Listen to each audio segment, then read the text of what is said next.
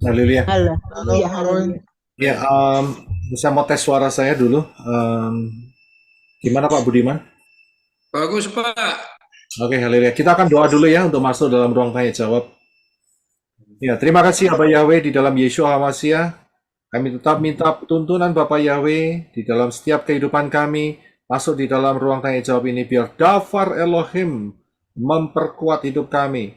Ruah Yahweh Elohim Amin. menuntun langkah-langkah kehidupan kami dalam zaman akhir ini. Kami terus dibersihkan, disucikan, dimurnikan. Bapak Yahweh pagari kami dengan pasukan malaikat yang setia pada Bapak Yahweh. Dan biar setiap penjelasan daripada tanya jawab mengenai Dafar Elohim ini memberikan fondasi yang kuat sehingga kami berakar, bertumbuh, dan berbuah di hadapan Bapa Yahweh, Beshem Yeshua HaMashiach. Di dalam nama Adon Yeshua HaMashiach, haleluya. Amen. Amin. Haleluya. Amin. Shalom, saudara-saudara. Shalom, Ya, siapa yang mau bertanya, silakan. Pak. Ya, silakan Sister Rina, shalom. Shalom, Pak Yosef Roy. Saya Shalom. mau bertanya, ini Ya, Pak kan baru-baru ini kan di US itu kan merayakan Hari Thanksgiving. ya. Thanksgiving itu apakah diperbolehkan, Pak? Itu dirayakan. Mereka kan merayakan ada yang sesuai dengan ajaran dengan kepercayaan mereka masing-masing ya, Pak ya. Tentunya dengan kalau Buddha ya Thanksgiving-nya mau manggil nama Buddha gitu kan, Pak. Ya, Atau yang Muslim juga merayakan Thanksgiving tetapi bersyukurnya kepada dengan nama A kan begitu Pak, dengan ya. Thanksgiving itu Pak. Ya, jadi Apakah diperbolehkan Pak? ya, terima kasih Sister Rina. Jadi masalah Thanksgiving ini ada yang mengatakan sejarahnya bahwa orang-orang yang dipersekusi oleh kerajaan Inggris karena mereka memegang Dafar Elohim, tapi masih dalam, ingat ya, saat itu masih pola Yunani, tetapi mereka sungguh-sungguh. Karena apa? Karena di dalam kerajaan Inggris itu tidak diizinkan untuk memperbanyak kitab suci, ya, atau membacanya. Itu sistemnya seperti Roma, ya, dan Hmm. mereka migrasi, ya, ke Hmm. benua Amerika, ya, mereka migrasi ke benua Amerika, ya, dan disitulah mereka Hmm. mengucap syukur, mereka berbentuk koloni-koloni dan mereka menetapkan acara Thanksgiving. Tetapi di satu sisi ada juga yang mengatakan bahwa Thanksgiving itu merupakan um, adopsi dari perayaan orang asli dari Amerika, ya, ada seperti demikian. Ya, tetapi yang kita lihat bahwa yang berkembang itu adalah pengucapan syukur yang lebih mempengaruhi adalah pengucapan syukur yang dibawa oleh orang-orang yang terlepas dari kekuasaan Ratu Inggris. Ya, Hmm. itu yang Ya, lebih ya. sangat populer sehingga saat itu mereka menyembah, ya, Tuhan yang tertulis dalam kitab suci, yaitu Tanak dan Brit Gadasa. Memang saat itu masih pola lama, ya, memang tidak bisa disalahkan. Karena apa? Karena saat itu yang namanya mesianik itu juga belum bermunculan, begitu. Jadi itu yang paling tinggi. Nah, di dalam perkembangannya ternyata Thanksgiving ini menjadi lebih sekuler, ya, menjadi lebih sekuler. Dalam arti setiap penganut-penganut agama itu mereka juga memberikan Thanksgiving-nya, begitu ya. Yang agama Buddha pergi ke Tuhannya sendiri, yang Islam ke Tuhannya sendiri, yang Kristen ke Tuhannya sendiri.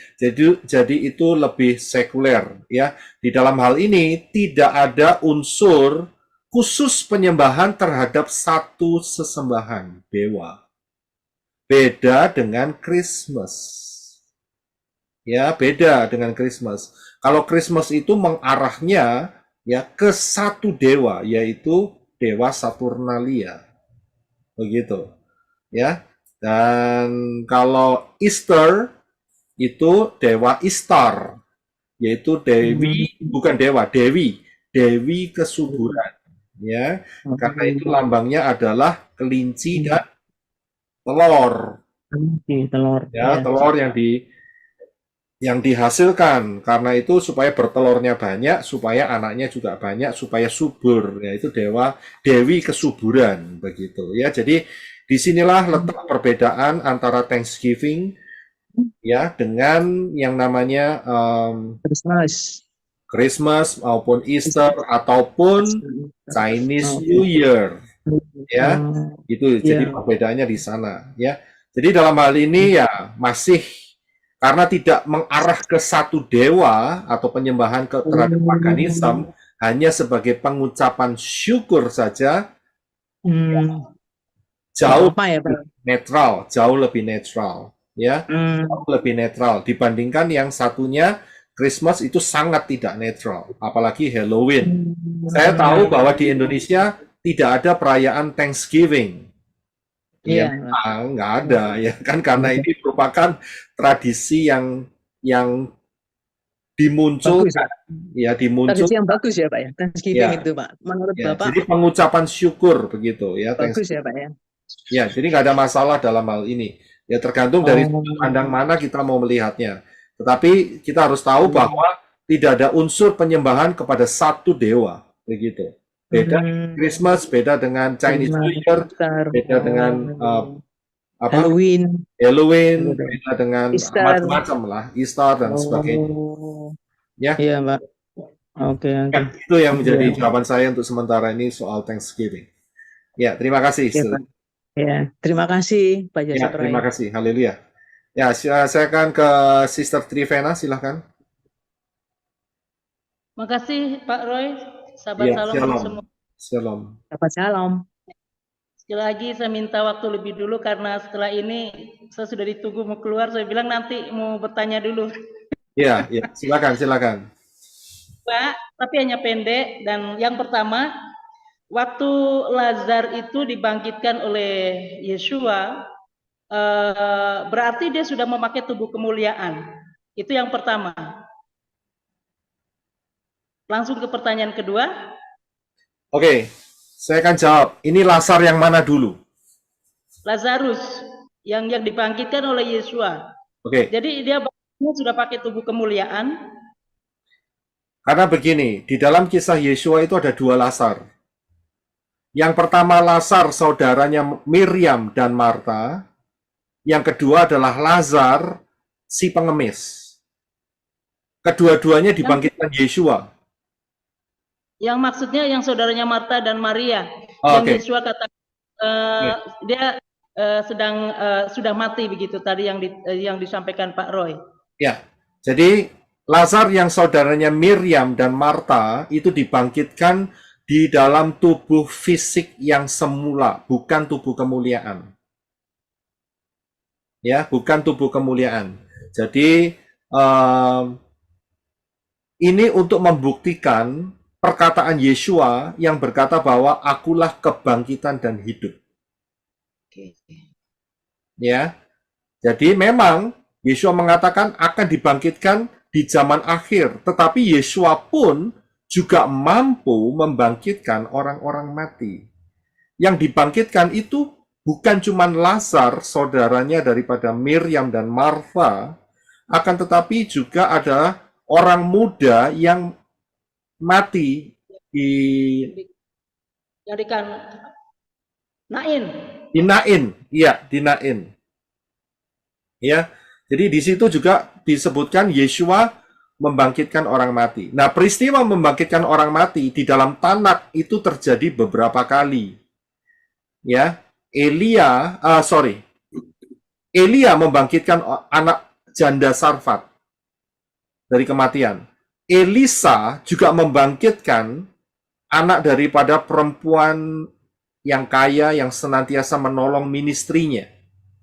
Kemudian tulang Elisa itu juga membangkitkan orang yang dilempar menyentuh tulang-tulang Elisa. Padahal tidak jadi mayat lagi ya Elisa saat itu ya. Sudah tulang belulang itu berarti sudah hancur ya. Ini apa itu namanya daging-dagingnya, urat-uratnya udah hancur. Dan itu juga bangkit. Jadi kebangkitan orang-orang mati ya. Tapi ingat saat mereka dibangkitkan yang itu mereka belum memakai tubuh kemuliaan. Ya.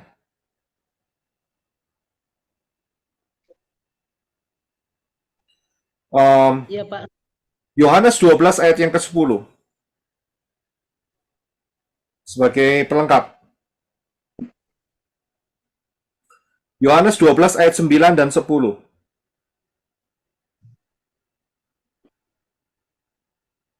Silakan dibaca.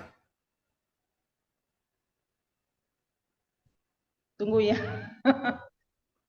Yang dapat aja, enggak apa-apa, bisa mewakili. Lalu ayat 10 ya. Yohanes 12 ayat 9 dan 10.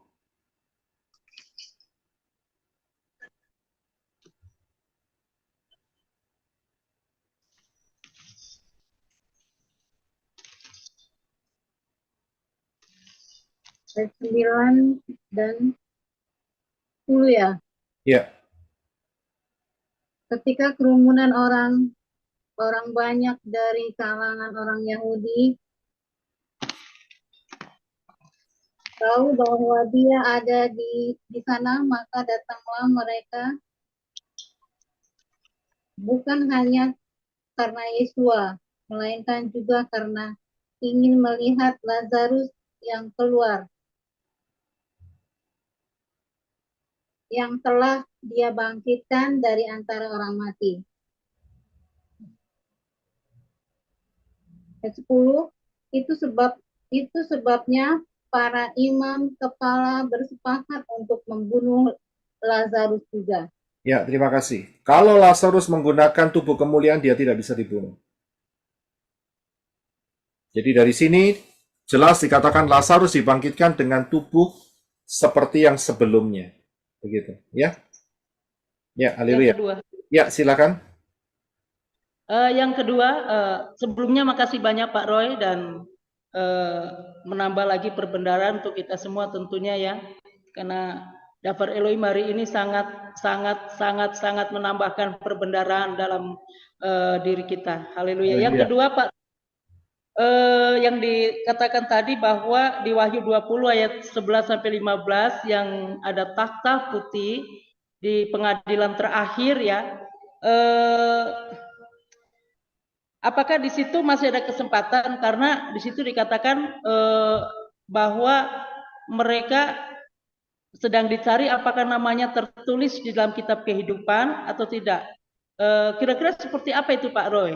Apakah masih ada kesempatan bila namanya tertulis begitu? Karena ada pengajaran yang mengatakan bahwa pengadilan takhta putih itu untuk semua manusia, begitu, untuk semua manusia.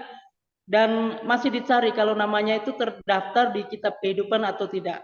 Bagaimana menurut pandangan ini, Pak? Ya, Terima kasih banyak. ya, terima kasih, Sister. Ya, terima kasih. Jadi memang hari ini saya hanya fokus kepada penghakiman orang-orang mati. Ya, dan ini berhubungan dengan yang namanya the White Throne Judgment atau pengadilan tahta putih. Ya. Jadi ini fokus saya di sini. Nah, saya akan bukakan ya untuk pengadilan tahta putih ini. Yang pertama, bagi semua orang yang telah masuk di dalam alam penyiksaan di tempatnya si orang kaya, itu sudah dipastikan nama-nama mereka tidak tercatat dalam kitab kehidupan. Itu yang pertama. Jadi pasti mereka akan dibuang ke lautan api. Ya, jelas. Nah, yang kedua, ingat bahwa event ini, peristiwa ini, setelah perang Gog dan Magog. Saudara harus paham. Perang Gog dan Magog adalah perang terakhir, yaitu terjadinya di akhir kerajaan 1000 tahun. Ya, jadi setelah kerajaan 1000 tahun, perang Gog dan Magog, dan kemudian ada api turun dari langit, membakar orang-orang yang memberontak. Ya kan? Dan di situ setelah itu dikatakan bahwa langit dan bumi tidak ada lagi. Di dalam kitab Kefa dikatakan Syamayim dan langit dan bumi dibakar habis dengan api. Di dalam perang Gog dan Magog ada dua kelompok. Kelompok besar dan kelompok kecil.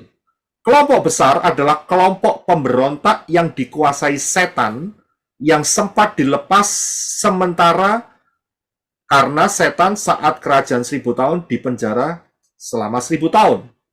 Kelompok yang kecil adalah kelompok yang tetap setia kepada Yeshua HaMasyiah, tetapi di dalam tubuh fisik. Ya, dalam tubuh fisik. Nah, dua kelompok ini mati bersama-sama karena apa? Bumi dan langit tidak ada lagi.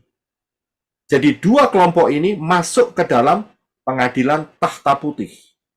Nah, karena itu di dalam pengadilan tahta putih tertulis siapa yang namanya tidak tertulis dalam kitab kehidupan, dia dibuang ke lautan api.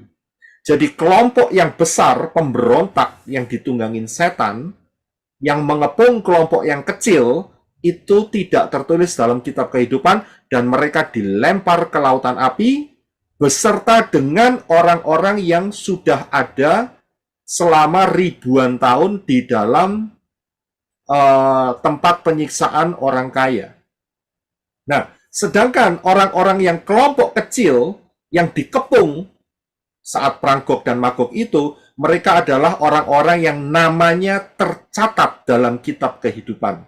Dan itulah mereka akan masuk di dalam yang namanya bumi baru. Ya, masuk di bumi baru. Buat saudara dan saya sekarang, ya, yang diselamatkan melalui Yahweh di dalam Yeshua HaMasyiah, kita tidak masuk di dalam pengadilan tahta putih. Tidak. Saudara dan saya yang dengan rela menyerahkan diri saudara, menyerahkan dosa saudara, mentransfer dosa saudara ke Yeshua, maka kita sudah dihakimi saat kita hidup sekarang. Jadi kita tidak lagi masuk di dalam pengadilan tahta putih. Tidak lagi. Ya, kita sudah diadili selama kita hidup. Karena itu kita bisa di rapture. Ya, haleluya. Ya, bisa dipahami? Oke, Pak Roy, terima Ya. kasih banyak. Baik, terima kasih. Ya, dapat menjelaskan juga ketika ada orang-orang yang menanyakan. Oke, saya undur diri dulu. Makasih Ya, terima banyak kasih. Bapak Yati. Silakan Bapak Ibu melanjutkan. kasih, sampai ketemu. Terima kasih. Terima kasih. Ya, silakan Bro Adi. Haleluya. Salam Pak Yosef Roy dan Shalom. tim di Arizona. Haleluya, shalom. Sahabat shalom buat saudara-saudariku semua.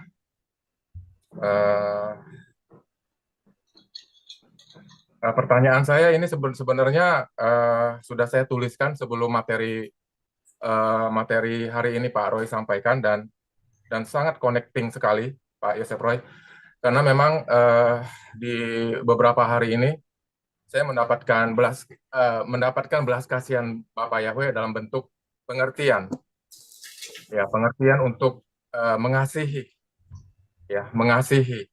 orang-orang yang kurang beruntung ya, istilahnya seperti itu, terutama jemaat-jemaat yang saya layani di daerah Bengkayang dan Sosok khususnya. Jadi memang saya mendapatkan makna yang begitu dalam sekali sebenarnya, dan ini mewakili pertanyaan saya juga karena ada satu statement juga yang mau saya sampaikan, muliakanlah Elohim dengan hartamu.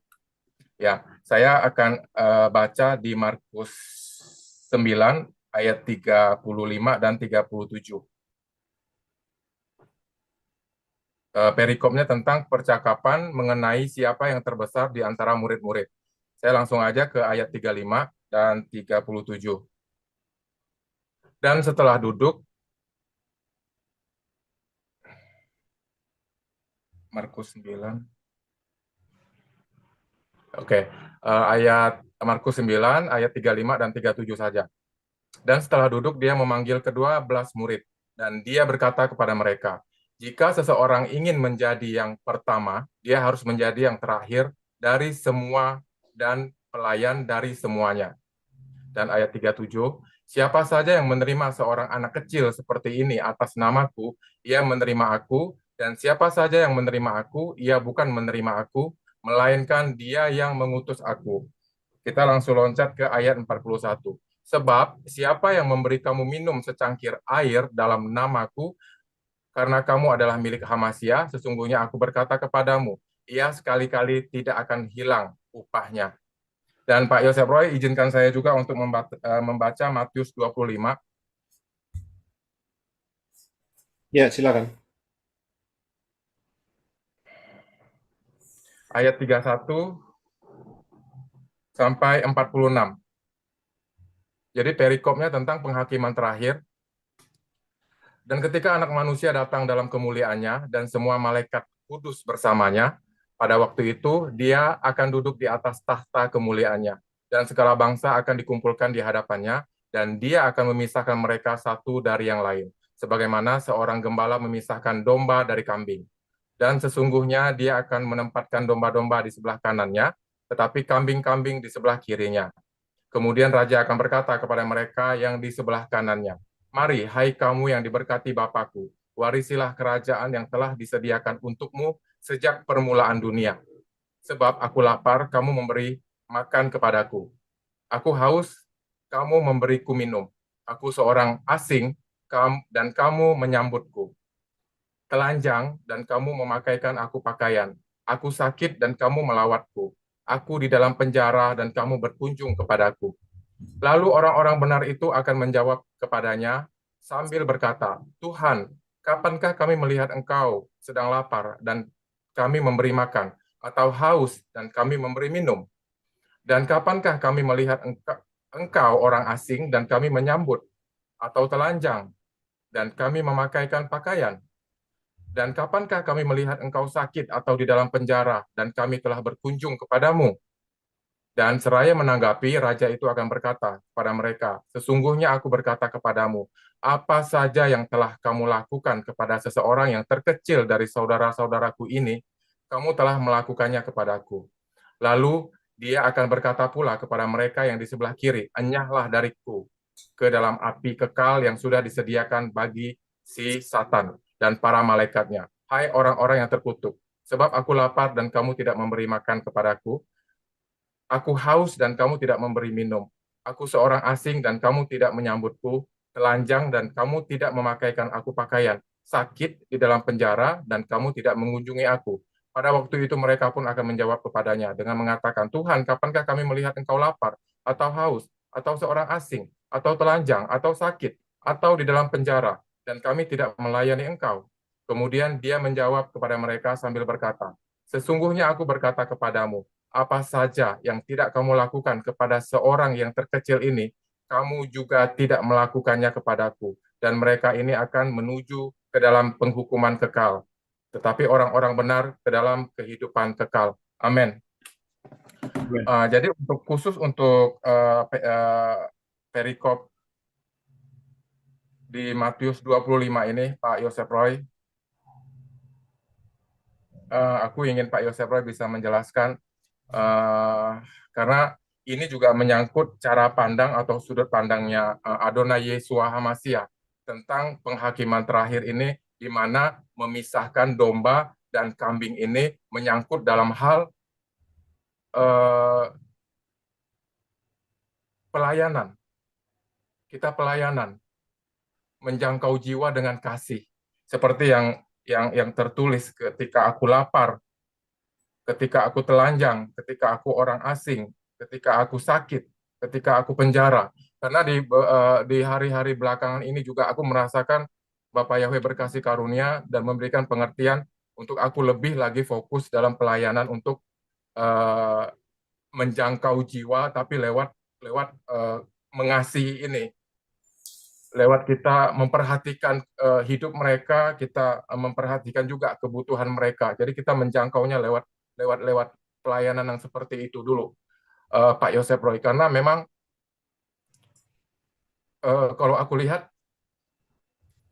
orang-orang di kampung, orang-orang di daerah itu memang sangat terbatas dan sangat sederhana sekali gitu. Jadi memang ini juga menjadi satu cara dari Bapak Yahweh di dalam kehidupan aku, di dalam pelayanan di sini, karena aku juga melakukannya dengan kasih, dengan ikhlas dan dengan ketulusan gitu. Jadi ketika mereka dijamah lewat kasih itu, lewat pelayanan itu, ya itu udah bagiannya Bapak Yahweh. Aku hanya melakukan bagian aku sebaik-baiknya, dan aku percaya sebenarnya di zaman akhir ini pelayanan-pelayanan dengan kasih yang tulus itu untuk menjangkau jiwa itu apa ya, akan lebih mengubah Pak Yosef Roy. Seperti itu Pak Yosef Roy, terima kasih. Iya, terima kasih Brother Adi. Mengenai setiap yang telah dibacakan itu, satu hal yang harus diingat dari Matius yang dibaca tadi, Matius berapa? 25. Yeshua mengatakan yang terkecil dari saudaraku. Banyak orang melupakan hal itu. Ya. Jadi banyak orang menganggap bahwa kalau mereka sudah melakukan ministry ya kepada orang-orang yang di luar sana, itu mereka berarti sudah melayani Yeshua. Perhatikan di dalam Matius 25 ini, perikopnya adalah menolong orang-orang yang terkecil, itu yang minimum, yang menjadi saudara Yeshua. Kita harus paham setiap perkataan Yeshua. Ya. Jadi saat kita melangkah, kita tidak salah arah. Banyak sekali, ya memang nggak apa-apa, ya mau memberi sih nggak apa-apa. Tapi ingat, ini kita lagi bicara soal keselamatan. Ya, apakah yang paling penting dalam dunia ini? Yaitu jiwa-jiwa untuk bisa diselamatkan. Sekarang pertanyaannya, kalau saudara melakukan suatu perbuatan kasih, tetapi tidak membawa orang itu untuk mengenal Bapa Yahweh dalam Yeshua, dan tetap mereka menyembah dewa-dewa asing, Amin, amin. sia-sia tidak? Sia-sia. Sia-sia. Menangkap? Ya. Jadi dalam hal ini, fokus utamanya adalah supaya mereka ya dapat ditolong untuk supaya mereka tetap fokus kepada Bapa Yahweh dalam Yeshua. Ya, melalui setiap problem yang terjadi ya di dalam kehidupan mereka, kebutuhan mereka karena mereka mengalami suatu keterpurukan dan sebagainya. Tetapi ingat, kita harus tetap bahwa yang kita lakukan itu adalah untuk keselamatan, mengandung keselamatan kekal, karena ditulis di situ adalah yang terkecil dari saudara-saudaraku. Ya. Tidak seenaknya sendiri, begitu. Ya, jadi dalam hal ini kita harus diperhatikan. Ada yang merasa sudah memberi ini, sudah memberi itu, tapi di hadapan Bapak Yahweh yang nol besar. Karena yang diutamakan memberinya, menolongnya, tapi ujung-ujungnya mereka toh ya tetap tidak berubah, mereka juga tidak diperbaharui, mereka juga tidak masuk dalam rencana keselamatan. Energi saudara sia-sia. Benar tidak? Ya, benar ya? Jadi dalam hal ini bisa dipahami ya? Iya Pak. Kalau begitu, saya langsung aja menyinggung soal masalah sedekah. Ya kan? Ini kan juga berhubungan dengan sedekah. Yeshua mengatakan masalah sedekah ini di mana? Di dalam pengajaran di bukit. Ya kan? Matius pasal yang ke-5, 6, dan 7. Ya, Matius 5, 6, dan 7. Saudara bisa membacanya Matius 5, 6, dan 7. Ya. Dan di sana ada tertulis kata sedekah. Nah, kalau sudah lihat di sana, satu, inti yang Yeshua tekankan adalah yang pertama nih. Kalau kamu memberi, jangan pamer. Itu yang pertama. Betul kan? Begitu pula yang kedua, berdoa dan berpuasa. Baca aja. Kita bisa baca semuanya, jangan pamer. Itu intinya. Kalau kamu berdoa di tempat yang tersembunyi, dan disitulah Bapamu yang di Syamayim akan melihatnya. Betul kan? Begitu pula waktu berpuasa. Saat kamu berpuasa, jangan kamu menyatakan, pasang bendera, saya sedang berpuasa. Begitu. Ya, pasang plat. ya, saya sedang berpuasa. Tidak. Tetapi Yesus ajarkan bahwa kamu jangan muram atau jangan pasang atribut kalau kamu puasa supaya kamu dipuji orang. Itu inti daripada sedekah, daripada berdoa, daripada berpuasa. Yesus mengatakan tiga-tiganya sama itu. Jangan pamer, jangan show off, ya, sehingga kamu dipuji dan kamu tidak mendapat upah. Ya, karena itu sudah upahmu. Itu yang pertama. Ya, yang kedua, ya, masalah sedekah ini, kalau saudara cari di dalam Tanakh, tulisan sedekah itu tidak ada. Ya, tetapi ada praktek untuk memperhatikan orang miskin dan orang-orang asing. Nah, ini mumpung sekalian pertanyaannya dari Bro Adi, jadi kita akan gali ya, nggak apa-apa ya, kita akan gali. Ya. Saat Yeshua mengatakan sedekah itu, Yeshua tidak mengatakan kepada orang goyim. Perhatikan, Yeshua hanya diutus kepada domba-domba yang hilang dari Israel. Jadi ministry Yeshua itu hanya untuk Israel. Bisa dipahami dulu? Ya. Ya, sekarang saya akan kembali ke konsep Torah. Di dalam Torah, Bapak Yahweh telah menetapkan bagaimana caranya untuk menolong orang-orang miskin. Saya akan share screen. Ya, saya akan share screen. Mungkin saudara nanti bisa akan lebih memahaminya.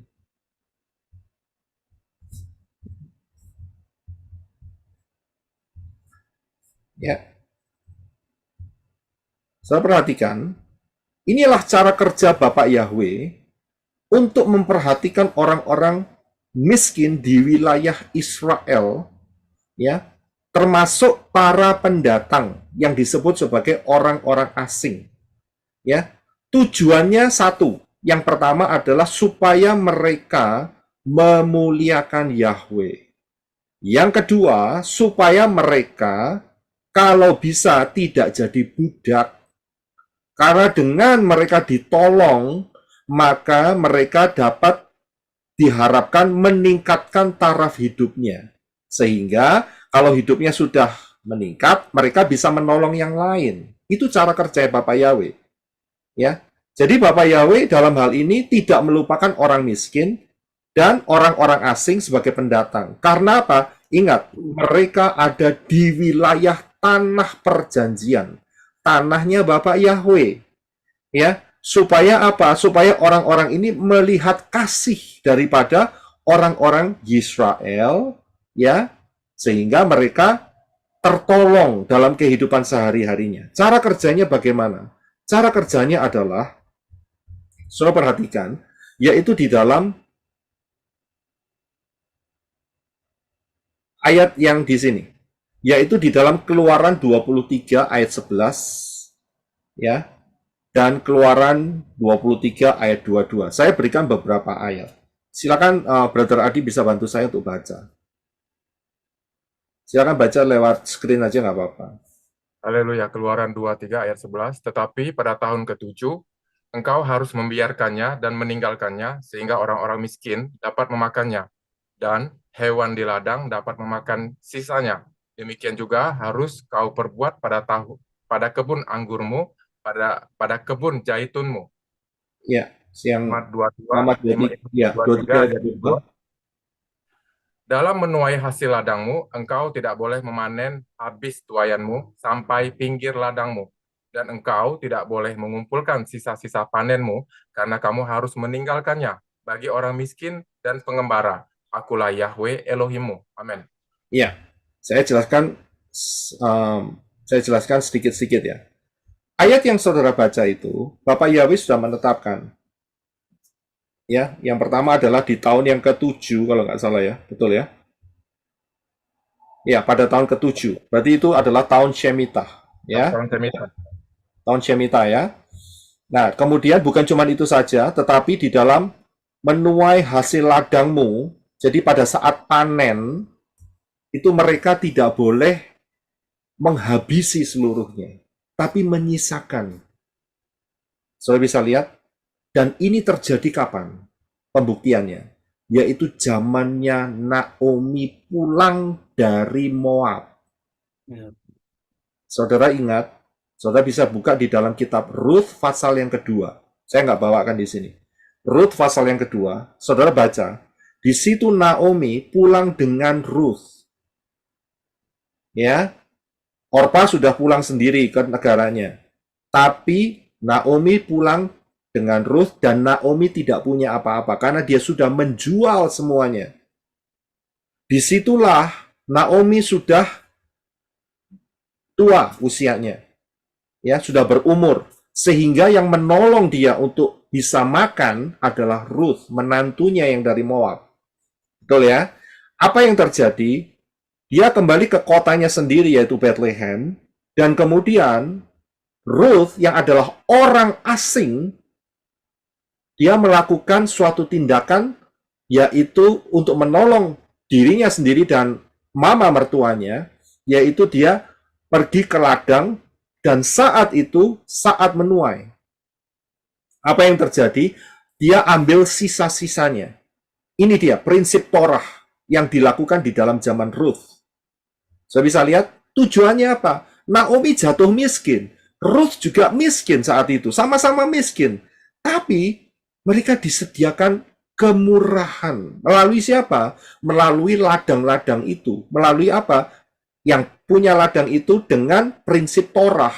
Nah, saat itu ternyata si Ruth, dia ini ngambil jelai atau gandum itu di ladangnya si Boas. Bisa lihat ya. Kalau kita lihat urutan ceritanya, Boas sendiri bermurah hati lagi. Jadi cara Bapak Yahweh memelihara orang asing, Ruth orang asing, dan orang miskin, Naomi adalah orang miskin, dengan cara apa? Dengan cara ya memberikan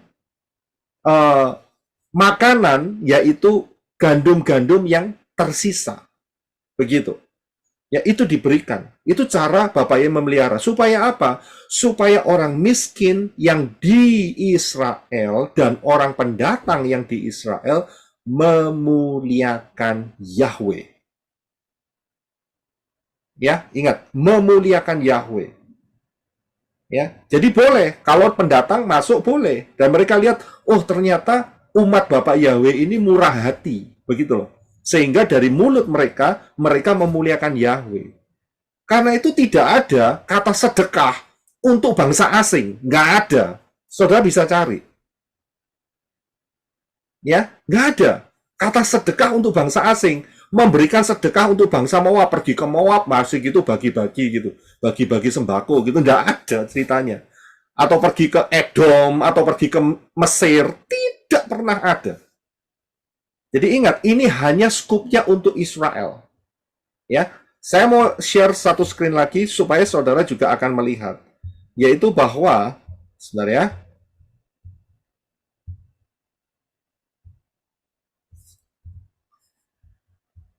Di dalam Matius 12 maksud saya, ayat yang pertama, yang sama dengan Markus 2 ayat 23 dan Lukas 6 ayat 1. Orang Israel yang lapar, mereka saat ke mana itu namanya, ke ladang dan ada bulir-bulir gandum, mereka boleh memetiknya dan mereka boleh memakannya di situ. Tapi tidak boleh dikantongi untuk bawa pulang. Silakan Brother Adi bisa membaca Matius 12 ayat 1. Pada saat itu, Yesus pergi melalui ladang gandum pada hari Sabat, dan murid-muridnya merasa lapar, dan mereka mulai memetik bulir-bulir gandum dan memakannya. Iya, terima kasih. Saudara bisa lihat dalam hal ini, ya, bulir-bulir gandum itu mereka petik. Ya, saat itu memang tidak ada pundi-pundi keuangan, dan Yeshua mengajari murid-muridnya. Ingat, Yeshua area kerjanya adalah Israel, bukan bangsa-bangsa lain. Ya, dari sini dia mengajari murid-murid tidak ada uang. Apa yang terjadi? Mereka merasa lapar, dan apa yang mereka lakukan? Mereka petik bulir-bulir gandum itu. Dan mereka boleh makan. Walaupun pada hari itu ada hari Sabat. Apalagi kalau bukan Sabat. Boleh nggak besoknya ke ladang yang lain? Boleh. Inilah cara Yeshua ya untuk menolong orang-orang miskin dan orang-orang yang berkekurangan atau orang-orang asing supaya mereka memuliakan nama Yahweh. Sudah bisa lihat? Ya. Jadi dalam hal ini, masalah sedekah yang diutarakan oleh Yeshua, ya, kalau kita lihat, ya, Matius 6 ayat 1 sampai 4 saya sudah jelaskan. Ya. Ayat yang kedua, jangan engkau mencanangkan hal itu seperti yang dilakukan orang munafik. Ya. Harus dilakukan secara tersembunyi. Kalau engkau memberikan untuk memberikan pertolongan kepada sesama bangsamu. Begitu loh. Ya. Tetapi ayat 3, ketika engkau memberikan sedekah, jangan biarkan tangan kirimu mengetahui apa yang tangan kananmu lakukan. 4, hendaklah sedekahmu diberikan secara tersembunyi. Ya, jadi di dalam hal ini Yeshua mau mengatakan, ya, sedekah itu apa? Sedekah itu karena kita tahu zaman Yeshua itu ada orang-orang yang kaya. Bukan bersedekah untuk orang-orang yang di luar Israel, tidak. Ini hanya untuk orang-orang Israel supaya mereka memuliakan Yahweh. Dan jika mereka ditolong, siapa tahu, ya, Bapak Yahweh buka jalan, mereka dapat hikmat, mereka bisa dipekerjakan, dan mereka bisa mendapat kehidupan yang layak, dan mereka bisa menolong yang lain. Jadi inti sedekahnya itu ada di sana, bukan sembarangan. Begitu. Ya, jadi hati-hati, jangan ambil ayat dicocokkan dengan apa yang kejadian sekarang. Oh, kita bersedekah aja kayak orang sebelah. Ya kan? Ingat, tujuan Yeshua adalah untuk keselamatan. Keselamatan, ini yang ditujukan Yeshua. Nggak percaya? Orang miskin itu dikasih apa sebetulnya sama Yeshua? Pertanyaan saya, orang miskin dikasih apa? Yang terutama, orang miskin itu harus dikasih apa? Makan.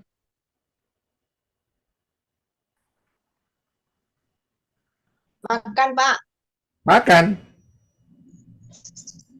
Oke, saya berikan ayatnya ya, sebentar.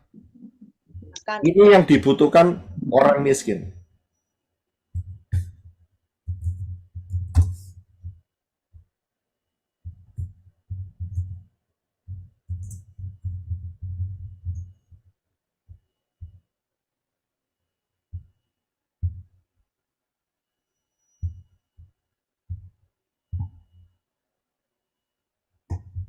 Ya, ayatnya ada di dalam Yeshua sendiri yang mengatakan,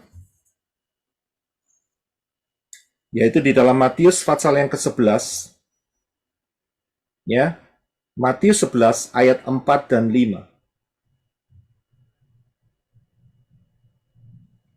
Baca ayat 5-nya saja.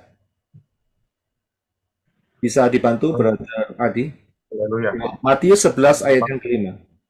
Yang buta melihat dan yang lumpuh berjalan, yang kusta ditahirkan dan yang tuli mendengar, yang mati dibangkitkan dan yang miskin diinjili. Amin. Orang miskin butuh apa? Butuh keselamatan. Butuh keselamatan. Saya bisa lihat. Tapi sekarang mereka cara mancingnya, yaitu pakai sembako. Akhirnya yang di seberang sana mereka bilang Kristenisasi, betul ya? Ya kan? Kristenisasi. Jadi kalau dikasih bakmi, dikasih telur dan sebagainya. Ya kan? Dikasih iming-iming itu supaya lompat lompat agama begitu. Kristenisasi. Saya bisa lihat yang dibutuhkan orang-orang miskin, Yeshua sendiri ngomong, adalah Injil kerajaan, kabar baik. Jadi fokusnya itu di situ. Bisa lihat. Jadi yang dimaksud Yeshua dalam pemberian sedekah ini adalah untuk menolong orang-orang Israel supaya mereka tidak jadi budak, tidak mati saat itu, mereka bisa tetap makan, menghasilkan dan memuliakan Bapa Yahweh. Karena yang di daerah Israel mereka ya ada bait suci di sana dan mereka tujuannya adalah untuk memuliakan Bapa Yahweh. Begitu. Ya, jadi saudara harus betul-betul paham. Jangan sembarangan diambil kalau gitu silakan sebar semua begitu. Tidak pernah diajarkan seperti itu. Torah tidak mengajarkan demikian. Torah mengajarkan kemurahan hati supaya orang yang di Israel melihat kebaikanmu dan memuliakan Yahweh, bukan memuliakan siapa? Terang bulan dan bir bintang. Ya, gitu loh. Ya kan? Bukan memuliakan siapa? Si Yunani. Bukan. Memuliakan Yahweh. Karena arahnya jelas. Ya, arahnya jelas. Jadi pemberiannya itu jelas. Itulah yang di dalam Matius 25, itulah yang disebut domba. Ya kan? Masuk karena memperhatikan keselamatan. Ya, gitu. Jadi itulah jawabannya. Jadi jangan sampai terkecoh dengan hal-hal yang di luar sana, yang tidak jelas, begitu loh. Dan akhirnya apa? Saudara mau nuntut di hadapan Bapak Yahweh, saya sudah begini, sudah begitu, sudah begitu. Bapak Yahweh bilang, nol besar. Nggak ada yang diselamatin. Mana buah keselamatannya? Nggak ada. Ya, jadi jangan sampai terkecoh dalam hal itu. Ya, oke. Haleluya. Haleluya. Terima kasih Pak Yosef Roy buat penjelasannya. Memang intinya keselamatan itu bisa dinyatakan lewat penginjilan kita, tapi kita masuknya itu lewat kasih. Kita bisa sharing untuk masuk, kita bantu di dalam memenuhi sedikit ya kehidupan kebutuhan hidup mereka. Karena seperti ini juga Pak Yosef Roy, di dalam pelayanan saya di beberapa tempat itu memang beberapa hari ini saya merasakan saya harus masuk lewat itu semua. Tapi memang benar masuknya dengan ketulusan. Kita lakukan bukan kita mau menyenangkan orang, bukan kita mau ujikan orang, ya konsepnya seperti yang Pak Yosef Roy sampaikan tadi tentang puasa, tentang sedekah, tentang berdoa. Jangan seperti orang munafik seperti itu. Memang itu harus didasari benar-benar dari ketulusan. Karena ketulusan pada akhirnya juga akan membuahkan ketulusan. Karena saya melihat banyak sekali hal yang sepertinya kebetulan Pak Yosef Roy gitu ya. Karena memang goal saya itu untuk keselamatan bisa dinyatakan kepada mereka semua. Dan memang ini berkaitan dengan jemaat yang saya layani di luar kota. Dan yang terakhir juga ada seorang anak yang ada membutuhkan satu kebutuhan khusus gitu kan. Saya bilang, kamu doa ya, minta sama Bapak Yahweh. Nanti Bapak Yahweh akan tolong, nanti Bapak Yahweh akan kasih. Jadi sebenarnya saya selalu berusaha bisa menyisipkan hal-hal yang apa ya, hal-hal kerohanian, hal-hal tentang iman ke dalam mereka. Karena tujuan saya itu sebenarnya papanya. Dan tujuan saya lagi sebenarnya kayak Jojo, saya mau bisa menginjili kakaknya, bisa menginjilin mamanya. Jadi memang seperti itu Pak Yosef Roy, dan memang sudah terkonfirmasi luar biasa. Saya bacakan kembali Matius 11 ayat 5, yang buta melihat, yang lumpuh berjalan, yang kusta ditahirkan, dan yang tuli mendengar, yang mati dibangkitkan, dan yang miskin diinjili bagi keselamatan dari Yeshua HaMashiach bisa dinyatakan. Terima kasih Pak Yosef Roy, Bapak Yahweh memberkati. Iya, saya mau tambahkan sesuatu yang saya yakin ini penting buat kita semua. Kita buka di dalam Yohanes.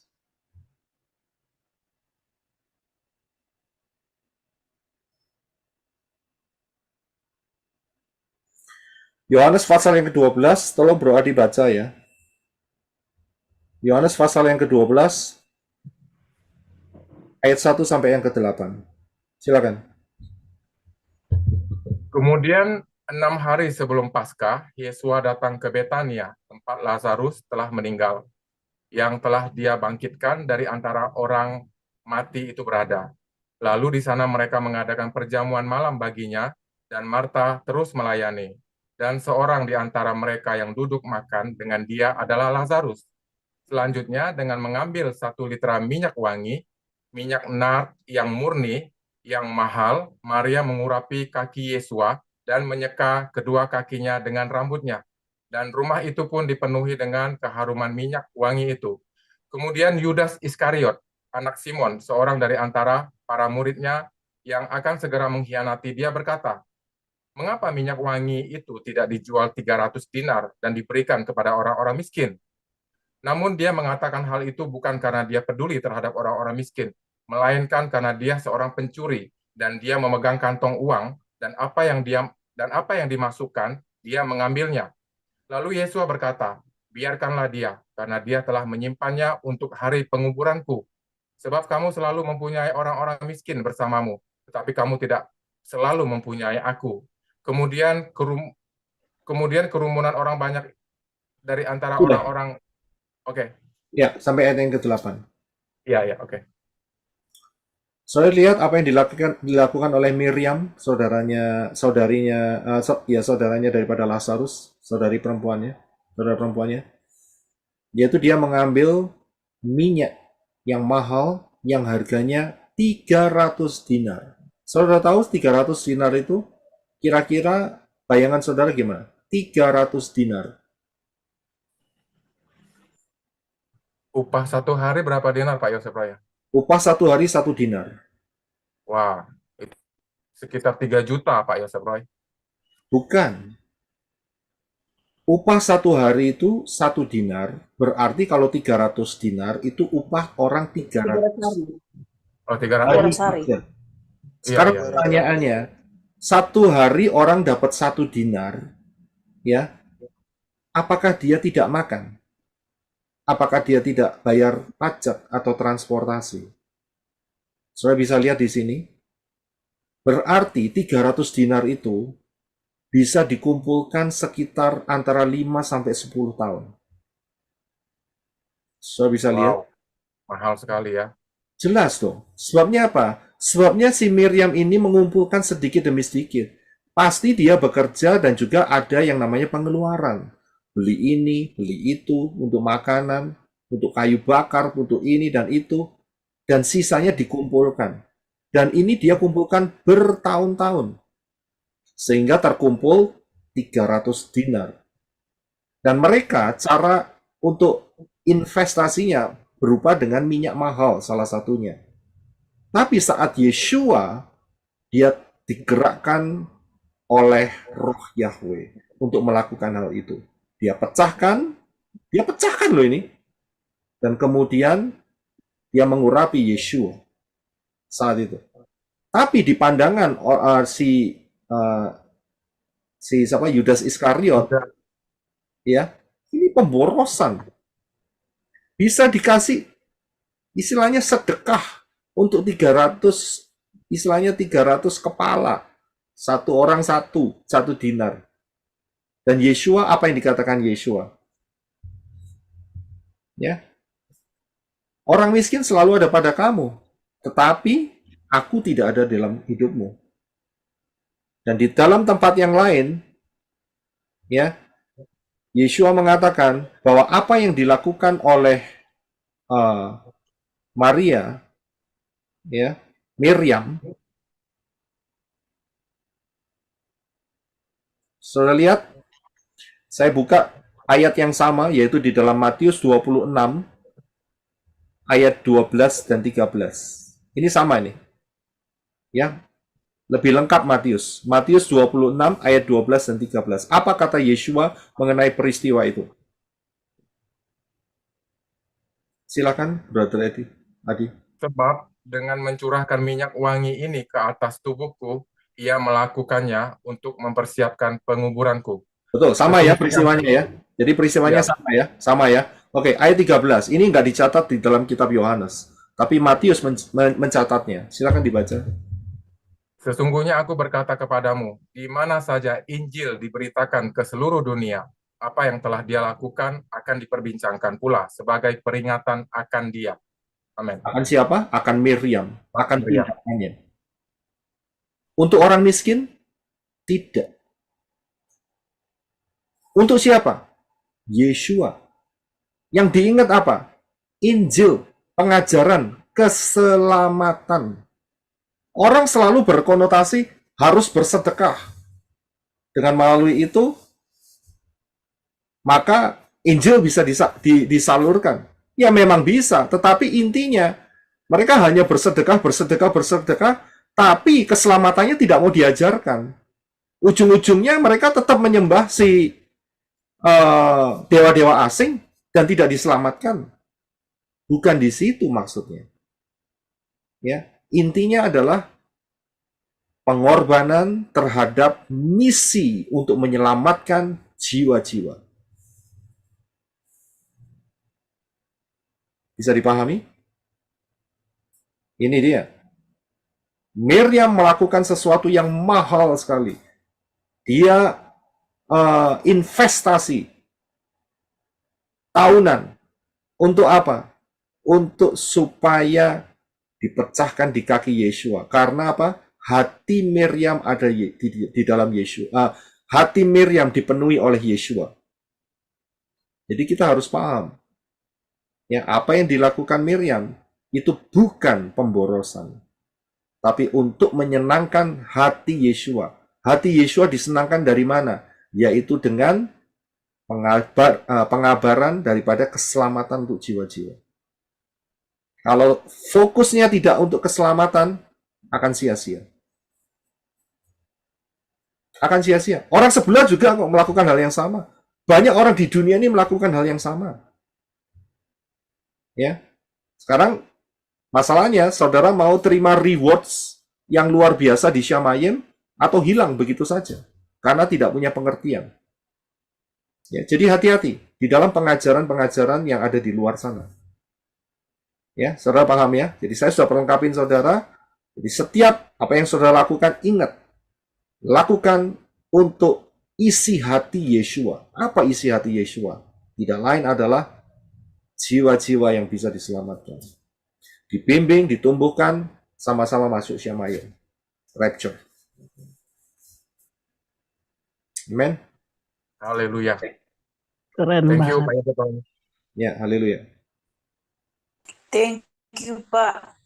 Ya, puji Bapak Yahweh. Ya, haleluya. Ada lagi yang mau Pak. Ya, silakan Sister Rina, setelah itu Brother John. Ini Pak, saya tuh ada rencana Pak, mau memberi untuk tukang becak sama orang tukang sapu jalan tiap pagi gitu Pak, saya ingin memberi makanan atau minuman itu bagaimana caranya Pak, supaya kan tadi Pak Roy bilang harus ada unsur penginjilan, bagaimana caranya Pak? Saya tuh ingin memberi kepada tukang becak gitu Pak, entah itu makanan, minuman gitu Pak. Unsur penginjilannya bagaimana caranya Pak? Dikasih tahu. Jiwamu berharga. Setiap orang satu kali nanti pasti akan mati. Tapi setelah kalian menghadapi kematian, apakah dipastikan kalian selamat masuk Syamayim? Jadi, Gitu ya. ya. Jadi apa yang Sister lakukan diperhitungkan oleh Bapak Yahweh. Dan kemudian Sister juga bisa pakai elemen makanan minumannya didoakan terlebih dahulu. Lah orang sana itu mendoakan loh makanan dan minuman. Lah orang kita kok enggak? Iya. Didoakan. Udah. Oke. Didoakan supaya rencana keselamatan masuk di dalam orang yang makan dan minum makanan minuman ini sebagai elemen. Dan jangan lupa dikasih tahu. Dikasih tahu ya Pak ya. Ya. Ingat, iman timbul dari pendengaran. Pendengaran akan apa? Pendengaran akan firman Elohim. Jadi harus dibagi. Iya, ya. Karena saya kalau mau beri langsung saya kasih aja gitu Pak. Tapi sudah saya doakan makanya. Tapi kepada Pak Beca itu saya langsung kasih aja gitu ya. Mereka cuma bilang terima kasih Bu gitu Pak. Ya Saya memang pikir itu saya pasti. sudah Mereka melakukan ngomong terima sedekah gitu Pak. kasih. Ya, ngomong Iya Pak. terima kasih. Iya. Kalau mereka bertanya, loh, Ibu mau menginjilin saya bilang saya memberikan hadiah yang terbesar, lebih besar dari makanan dan minuman yang saya berikan. Makanan dan minuman ini hanya bertahan setengah hari dan Bapak akan lapar lagi. Iya Pak. Iya, baik. Betul? Iya. Seperti Betul. Yesua ngomong sama perempuan yang di sumur. Kamu Iya, Pak. minum air di sumur ini, kamu akan haus lagi. Iya. Aku bisa memberi kamu air kehidupan. Nah, iya toh. Iya. Namanya nggak nyambung. Tapi lama-lama perempuan ini nyambung. Sehingga dia ngomong, berikan aku air itu, sehingga aku tidak haus lagi. Oke, bertobat. Kamu punya 5 laki-laki dalam hidupmu. Betul kan? Jadi nyambungnya itu seperti itu. Oh gitu ya Pak. Pakai cara Yesua. Sadarkan mereka bahwa mereka butuh keselamatan. Nggak asal sebar begitu aja. Pagi-pagi aja. Oh, iya, Pak. Ya sebelah bisa kok, asal sebar begitu aja. Iya Pak. Iya. Jadi harus satu persatu ngomong-ngomong dulu ya Pak ya. Nggak bisa tinggal kasih langsung pulang berangkat nggak bisa Pak. Jadi harus ngomong-ngomong dulu ya Pak ya. Minta pimpinan Ruah Yahweh Elohim. Iya Pak. Minta pimpinan Ruah Yahweh Elohim. Ya. Dan Iya. yakin itu tidak sia-sia. Amin. Berdoa dulu, karena ingat, ini peperangan roh loh ya. Iya. Kita juga nggak tahu mereka punya ikatan dengan dukun atau tidak, karena dibutuhkan kepekaan Ruah Yahweh Elohim.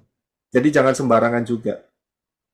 Oh, Karena memberikan kehidupan, ini ada yang nggak seneng. Siapa yang nggak seneng? setan. Ya, setan yang mengikat dia. Begitu. Iya. Coba peka dengan Ruah Yahweh Elohim. Arahnya mau kemana? Begitu. Iya, Pak. Baik, baik. Iya. Jadi apa yang Bapak Yahweh percayakan kepada Sister Rina itu bisa dipertanggungjawabkan di hadapan Bapak Yahweh. Nanti kan dikalkulasi. Oh, sorry, sebentar. Saya punya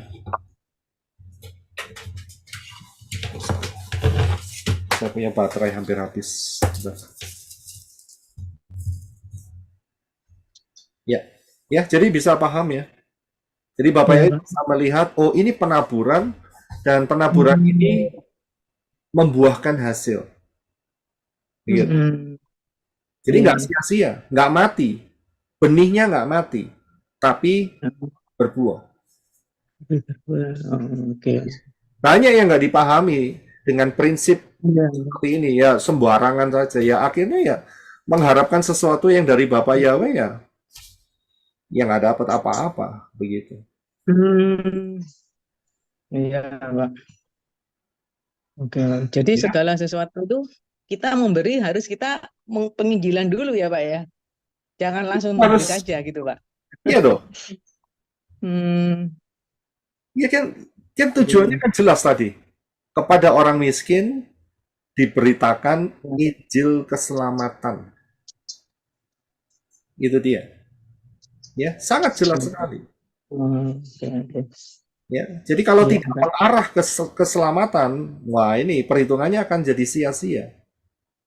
Ya, jadi Yeshua mengatakan memberikan sedekah itu supaya apa ya? Orang-orang miskin yang ada di Israel itu memuliakan Yahweh. Nah, sekarang konsep ini dipakai oleh yaitu orang-orang luar ini semua. Gitu. Tapi tujuannya apa? Tidak memuliakan Yahweh. Yang dimuliakan siapa? Ya dewa-dewa asing. Lah kalau gitu buat apa? Gitu. Oke, Pak. Ya. Iya, Pak. Baik-baik. Haleluya. Iya, Pak. Oke, Pak. Ya, terima kasih. Ya, silakan Pak John. Terima kasih Pak Roy atas penjelasannya. Iya. Oke, shalom Pak Roy. Shalom. Shalom teman-teman. Ya, Saya masih Shalom. menyambung apa ya, masalah memberi ini atau sedekah ini.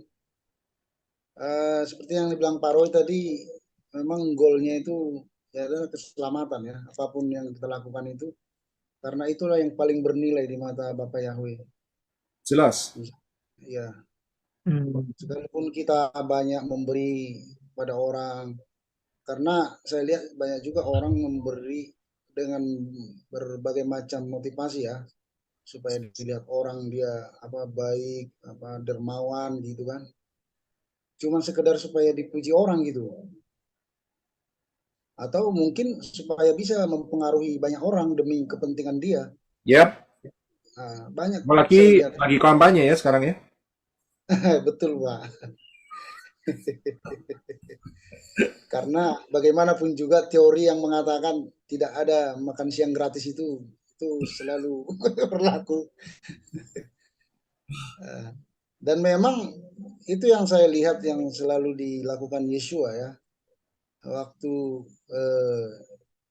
dia memberi makan 5.000 orang dan banyak hal lainnya yang dilakukan oleh apa ya, anak Bapak Yahweh lah. Dan memang itu suatu apa ya, seperti jalan masuk atau menstimulus lah, stimulan supaya memancing supaya orang datang lah gitu Pak. Tapi tujuannya kan goalnya itu kan yang yaitu keselamatan jiwa mereka. Gitu. Bagaimanapun juga kalau kita langsung ngomong ke orang tentang Injil ya belum tentu langsung diterima. Ya tapi ya kita kasih dia apa yang dibutuhkan dia waktu kita ngomong pun kita enak gitu. Itu Pak. Nah, ada pertanyaan saya Pak gini. Iya, silakan. Tentang domba dan kambing ini Pak. Apa yang menjadi apa ya penilaian ya, saya pikir ini Yesua yang menentukan domba di sebelah kanan dan kambing di sebelah kiri gitu Pak.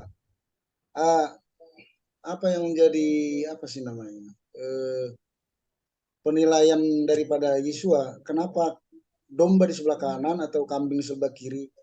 Apakah itu lebih kepada menilai tanduknya atau bagaimana itu Pak? Saya mau bertanya. Iya, memang domba dan kambing itu memang sejenis tapi berbeda ya. Ya, sejenis tapi berbeda. Yang satu memang ada tanduknya, selalu menanduk, dan yang satu lebih taat, lebih nurut ya. Dalam hal ini memang diberikan kode kanan dan kiri. Ya, kanan adalah biasanya sebagai tempat yang lebih, istilahnya itu lebih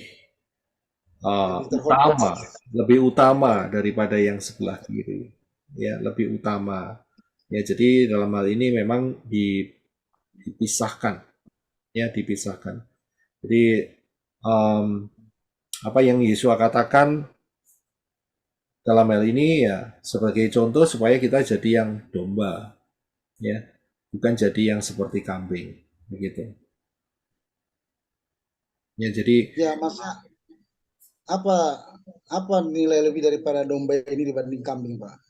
Oh ya jelas, kalau domba kan biasanya dia menurut gitu, bisa mendengar sampai itu namanya suara daripada gembalanya. Yaitu domba. Kalau kambing enggak. Gitu ya. Kalau kambing dipanggil gitu, mereka enggak punya kelebihan itu. Ya, di domba itu kalau dipanggil gembalanya itu mereka akan berdatangan. Ya, ada beberapa YouTube yang ditampilkan mereka memanggil domba. Nah, orang-orang dicoba supaya mereka memanggil. Ya, tidak ada satupun domba yang datang. Pernah lihat itu? Ya ada. Ya. Saya pernah lihat. Nah, itu dia. Kemudian gembalanya memanggil. Hanya satu siulan saja. Dan kemudian mereka semua berdatangan. Domba yang berdatangan, tapi kambing tidak. Yeshua mengatakan domba itu mengenal gembalanya. Karena gembalanya memanggil dengan namanya sendiri, nama daripada domba itu. Jadi kita bisa mendengar ini suara daripada Bapak Yahweh atau bukan. Ya kan? Sedangkan kambing tidak demikian. Begitu.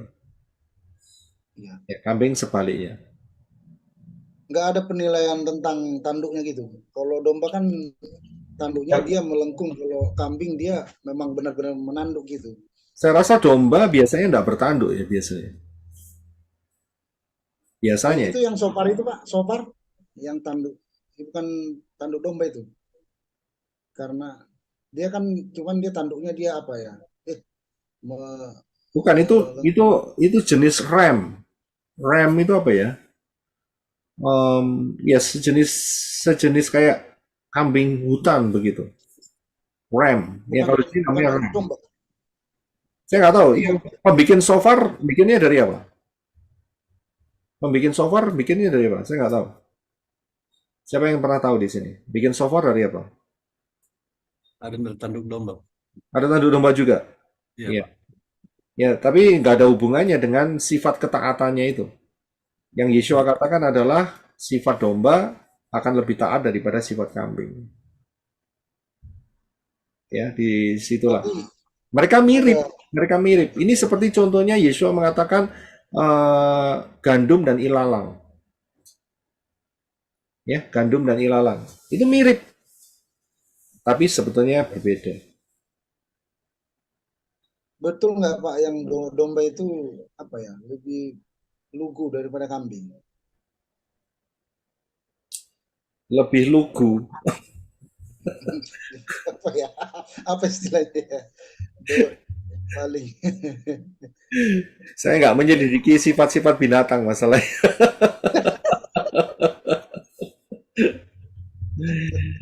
Iya. Emang kan banyak kita di apa ya? Ya di apa ya? Diibaratkan seperti misalkan domba atau raja wali kan gitu. Jadi kita diibaratkan seperti itu. Ya, diibaratkan seperti itu karena diambil dari sisi baiknya saja. Ya, diambil dari sisi baiknya, begitu. Ya. Ya, haleluya. Terima kasih Pak, itu aja dulu. Ya, puji Bapak Yahweh. Kalau nggak ada pertanyaan, Oh ada satu lagi Pak, maaf. ya silakan. Waktu itu kan ya Pak Roy bilang bahwa waktu pada zaman Noah itu keturunan ya anak-anak manusia itu sudah ada mencapai jutaan bahkan ratusan juta. Apakah mungkin sudah ada manusia sebanyak itu Pak? Waktu zaman Noah itu. Di dalam zaman Noah jutaan orang. Ya. Dia keturunan keberapa ya, dari Adam? Ya, karena mereka umurnya panjang ya, jadi mereka berlipat ganda.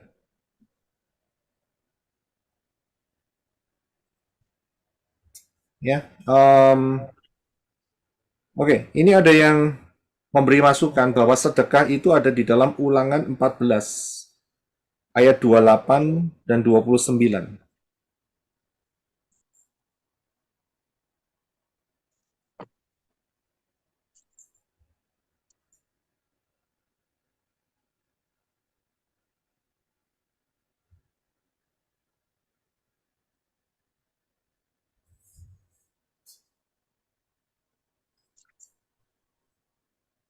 Pak John mau baca? Silakan Pak John. Ulangan 28 Pak. Ulangan 14 ayat 28 29. Sorry. Ulangan 14 28. Ya. Pada akhir setiap 3 tahun engkau harus menyerahkan semua persepuluhan dari hasil tanahmu dalam tahun itu dan menaruhnya di dalam gerbangmu. Maka orang Lewi, karena dia tidak memiliki bagian ataupun milik pusaka bersamamu, dan orang asing, anak yatim dan janda yang berada di dalam gerbangmu akan datang dan makan dan menjadi kenyang, supaya Yahweh Elohimmu memberkatimu dalam segala pekerjaan tanganmu yang engkau lakukan. Oke. Dari ayat ini, pertanyaannya, setiap hari, setiap tahun, setiap 2 tahun, setiap 3 tahun, setiap 10 tahun, atau setiap kapan?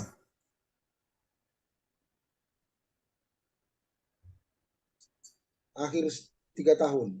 Dijelaskan jelas sekali. Pada akhir setiap 3 tahun, engkau harus menyerahkan semua perpuluhan dari hasil tanahmu. Dalam tahun itu, jadi tahun yang ketiga. Ya, ini memang salah satu cara yang Bapak Yahweh lakukan untuk memelihara orang-orang miskin dan juga bukan cuma orang miskin tetapi orang-orang Lewi. Yang orang Lewi tidak mempunyai hak tanah karena tidak mendapat tanah perjanjian. Bisa lihat di sini, ya, ini cara supaya orang-orang yang ada di Israel itu untuk memuliakan siapa? Mamon? Tidak. Memuliakan siapa? Astoret? Tidak. Memuliakan siapa? Baal? Tidak. Yahweh. Supaya mereka memuliakan Yahweh Elohim. Karena mereka ruang lingkupnya ada di Israel. Dan juga setiap panen itu berapa kali setahun? Siapa yang di sini suka panen? Panen kalau panen beras berapa? Panen padi berapa tahun? Sekali setahun berapa kali? Sekali, 2 kali, setahun 2 kali. Setahun dua kali. 2 kali. Anggaplah gandum juga 2 kali. Jadi ini sebetulnya cara Bapak Yahweh supaya orang-orang Israel terpelihara walaupun mereka dalam kondisi yang miskin ataupun orang Lewi ataupun orang asing. Supaya melihat Yahweh Elohim adalah Yahweh yang berkemurahan untuk menjangkau orang-orang yang ada di wilayah Israel. Bisa lihat di sini.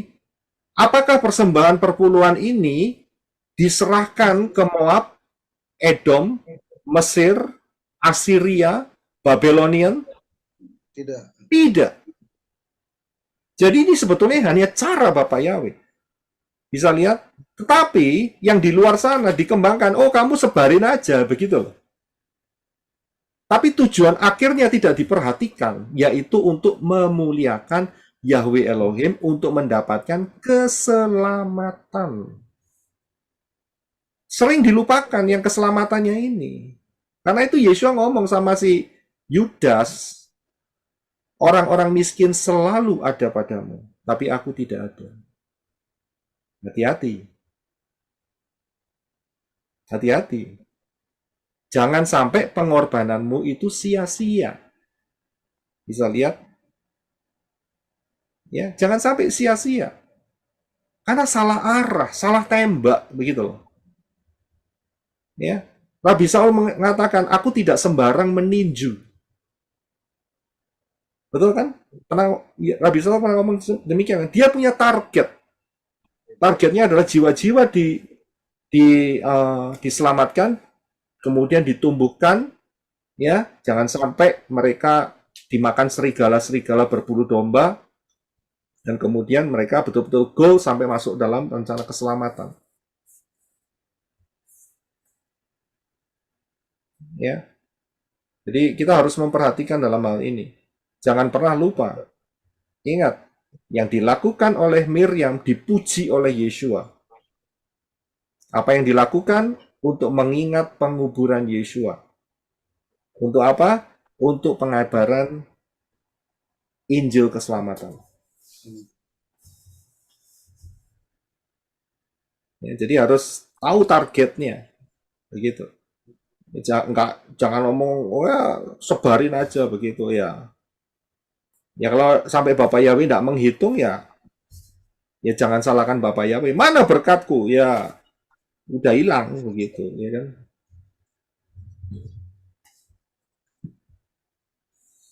Saya mau tanya Pak mengenai persepuluhan Pak.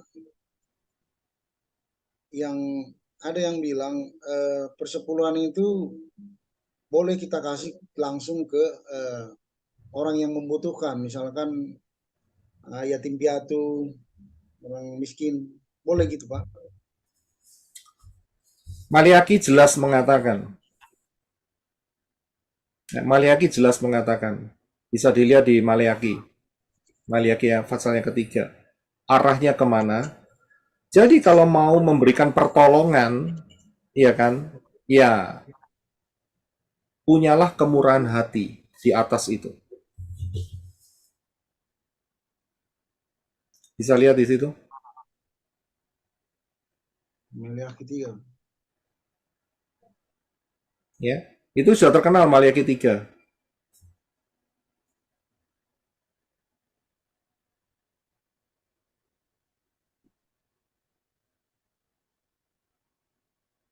Di sini kan dikatakan, Pak, bawalah seluruh persepuluhan ke dalam rumah perbendaharaan supaya ada makanan di rumahku. Begitu. Dan sekarang ujilah aku dengan cara ini. Yahweh Sebaot berfirman, apakah aku tidak akan membuka bagimu tingkap-tingkap langit dan mencurahkan berkat sampai berkelimpahan.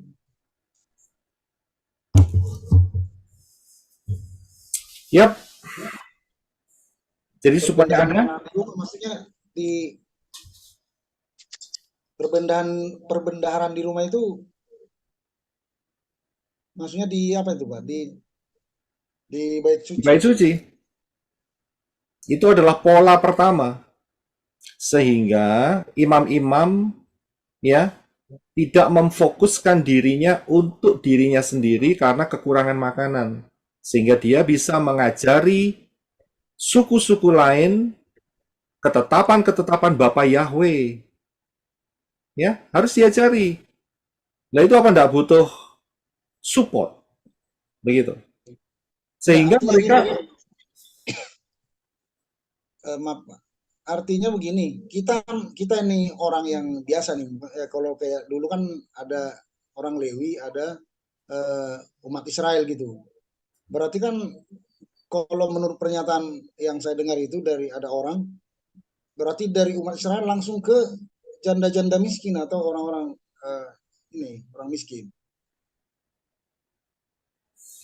Oke. Jadi ini adalah kalau sekarang gini masalahnya kan bait suci sudah nggak ada. Dan prinsip ini kan terbuka. Prinsip ini jadi terbuka. Ya kan? Bisa, Pak. Ya, jadi itu karena itu perlunya tuntunan Ruah Yahweh Elohim untuk mengalokasikan ya apa yang seharusnya saudara berikan kepada Bapa Yahweh. Ya, jadi perlu tuntunan Ruah Yahweh Elohim dengan menggunakan prinsip daripada Maliaki 3 ayat 10. Begitu. Ya, karena bait suci sudah nggak ada. Ya, supaya dapat makanan apa? Ya, makanan yang membawa sampai ke dalam kekekalan. Bait suci itu kan bisa juga berbicara ya orang-orang yang sudah di dalam Bapa Yahweh lah, dalam Bapa Yahweh. Itu bisa juga.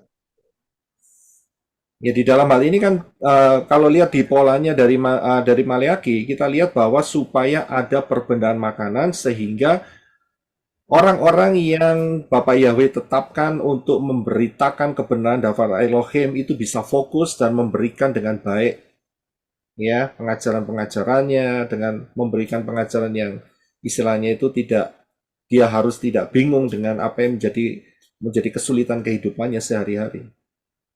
Gitu. Karena masalah ini juga jadi polemik juga. Ya, saya ngerti karena bait sucinya nggak ada. Karena bait sucinya nggak ada, gitu. Ya kan? Karena itu jadi terbuka. Saudara perhatikan apa yang dilakukan oleh gereja mula-mula. Ya mereka mengumpulkan untuk siapa? Untuk saat itu yang ada yang namanya rasul-rasul yang ada di Yerusalem untuk memberitakan jiwa-jiwa di sana. Ya caranya seperti itu. Jadi ujung-ujungnya adalah untuk memberitakan kebenaran Dafar Elohim, memberitakan Injil. Bisa lihat? Nggak, kalau menurut dia apa kan saya lupa di kitab apa Mose juga. Jadi biasanya kan orang Israel memberikan ke Imam Lewi kan.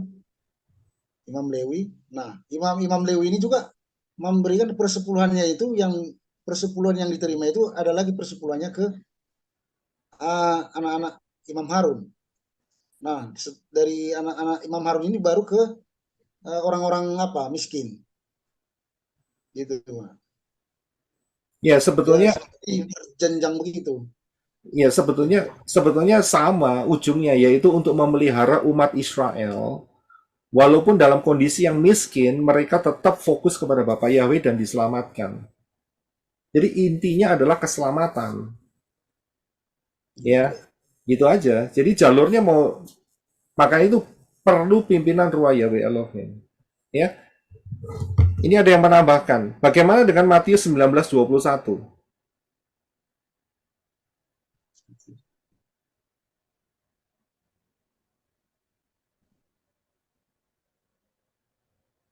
Matius 19 ayat 21.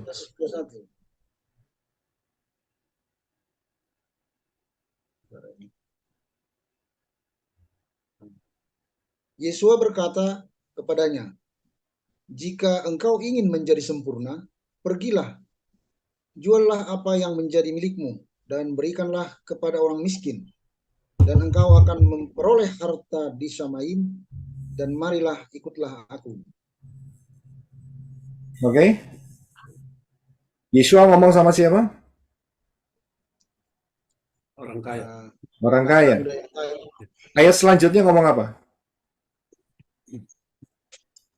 22. Dan setelah mendengar perkataan itu, anak muda itu pergi dengan bersedih karena dia memiliki banyak harta. Hatinya ada di mana orang ini? Hartanya.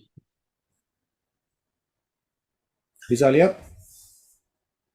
Menyimpan harta di Syamayim, Yesua sudah memberikan banyak cara. Tetapi khusus untuk orang ini, Yesua sudah tahu. Ini orang terikat dengan cinta uang. Karena itu Yesua langsung menghadapkan dengan itu dan dia kolaps. Tahu kolaps? Tumbang. Tumbang dia. Kenapa? Cinta uang. Intinya di sana. Untuk menyimpan harta di Syamayim, itu Yesua sudah kasih banyak cara. Banyak cara. Jangan fokus kepada ayat ini. Ayat ini untuk beritahu orang itu sebagai tes terakhir. Perhatikan ayat sebelumnya. Perhatikan ayat sebelumnya. Itu konteksnya ada di sana.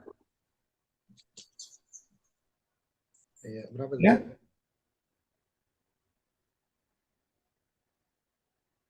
Ayat 20 ya. Dia kan kepingin apa? Ayat 16. 16. 16 saja. Kita tahu motifnya.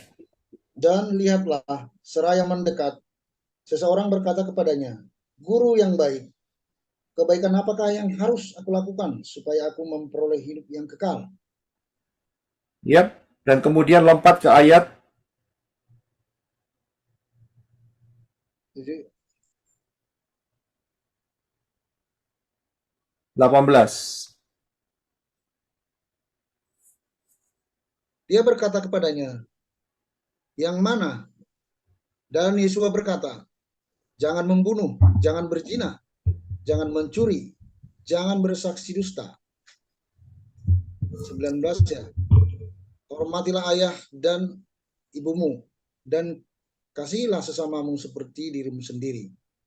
Apa jawaban dari orang muda itu? Ayat 20, orang muda itu berkata kepadanya, "Aku sudah memelihara semua itu sejak kecilku.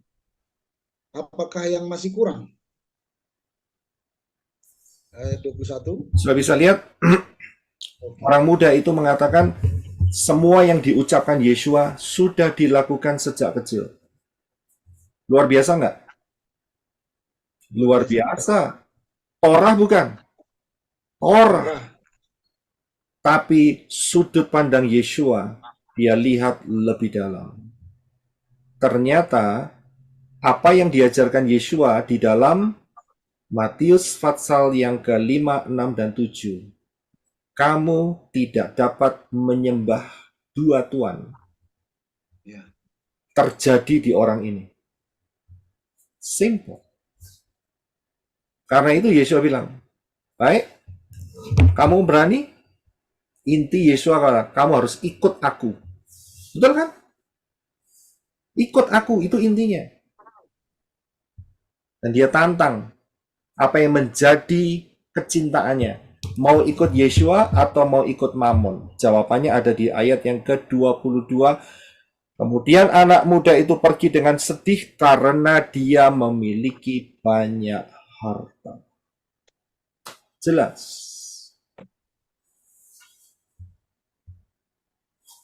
Ya. Jadi dalam hal ini bukan untuk menyimpan harta di Syamayim. Yang Yesua katakan, ada banyak pengajaran Yesua cara untuk menyimpan harta di Syamayim. Ya, tapi dalam hal ini, case ini, Yesua mau mengekspos dia. Ini isi hatimu. Kamu tidak mencari Elohim. Kamu melakukan untuk kepentingan dirimu sendiri, tetapi tidak untuk taat tunduk kepada Yesua. Ikut aku. Nggak berani dia. Kolaps. Jatuh. Ya seperti yang saya bilang tadi, Pak. Jadi banyak orang melakukan sesuatu, termasuk yang ya bersedekah gitu. Ya untuk apa istilahnya tuh? Show off atau apa namanya tuh? Ya supaya dilihat. Ya dia dibilang orang ya baik, dermawan, nah gitu. Jadi motivasinya bukan untuk, ya goalnya bukan untuk supaya orang itu selamat, supaya bisa dia mempengaruhi orang, gitu. Ya, jadi dalam hal ini harus ada goal. Ya, harus ada goal. Dan juga Yesus mengatakan, ya, kalau sudah lihat di pengajaran Yesua, ya kan, ya, carilah dahulu kerajaan Elohim dan kebenarannya. Itu bukan cuman skup kecil itu saja, tidak. Terbukti dengan orang kaya ini. Jangan kamu menyembah Mamon. Karena dengan menyembah Mamon, kamu akan meninggalkan Elohim. Meninggalkan Yesua. Ya, bukan cuman masalah berkemurahan hati, itu penting. Memang harus. Doa, iya memang. Ini tidak doa, gimana hubungan dengan Bapak Yahweh? Puasa, ya memang. Begitu loh. Iya kan? Tapi hal yang lain, characters, ya kan? Isi hatimu ada di mana? Ini bukti yang konkret loh. Orang kaya ini, anak muda yang kaya ini, muda kaya lagi, kolaps, jatuh. Kalau dia meninggalkan Yesua, ya kan? Dan dia tidak mau ikutin Yesua untuk selama-lamanya, Yesua sudah punya satu senjata pamungkas, yaitu Yesua mengatakan, untuk apa seorang memiliki seluruh dunia tetapi jiwanya binasa? Lah buat apa? Kita harus bisa lihat skup globalnya Yesua. Salvation, keselamatan, rapture. Bisa dipahami ya dalam hal ini. Jelas sekali. Keselamatan adalah titik utama Yesua. Untuk apa kamu punya semuanya? Buat apa? Tapi kalau jiwamu binasa. Ada yang bisa bayar keselamatan? 1 juta triliun US dollar atau apapun? Tidak ada. Tidak ada. Dan ini Pak terkonfirmasi juga. Jadi ada ayat selanjutnya kan Yesua bilang bahwa orang kaya itu sangat susah masuk kerajaan Elohim, kerajaan Samaim. Yang bikin susah adalah hatinya sendiri. Lah buktinya Abraham kaya, Ishak kaya, Yakov kaya, Yosef kaya, Daud itu kaya. Lah kok masuk Syamayim? Yang Ya bikin mungkin susah, hatinya sendiri. memang berapa dibanding berapa mungkin Pak. Pak, tapi kan kebanyakan ya, kalau apalagi kita lihat sekarang ini ya. Orang yang berkuar-kuar pun tentang firman ya mereka di situ juga nggak jauh-jauh. Ya, Karena selalu UUD Pak, karena UUD itu. ya karena fokusnya tidak ke eh, kekekalan. Ya, mengapa Abraham dia tidak jatuh dalam kekayaan? Walaupun dia sangat kaya, dia punya pasukan 300 ahli perang, betul? Kalahkan 5 raja, itu. Mengapa Abraham tidak jatuh? Karena ayatnya ada di dalam Ibrani pasal 11. Nah, ini yang penting Pak.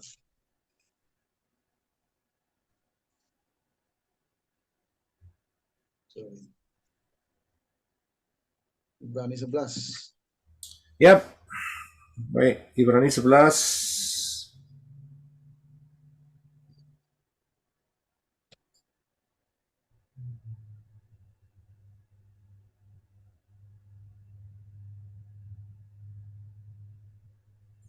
Silakan dibaca Ibrani 11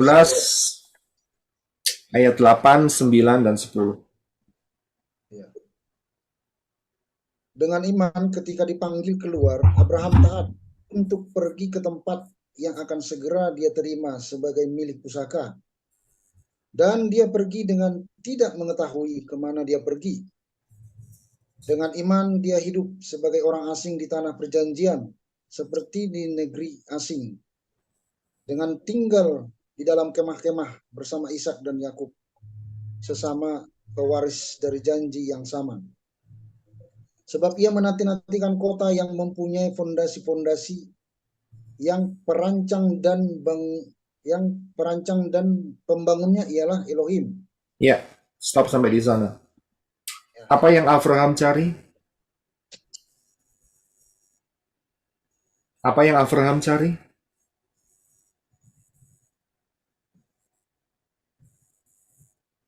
Loh, jawabannya ada di situ. Janjian. Yang dicari Abraham adalah ayat yang ke-10.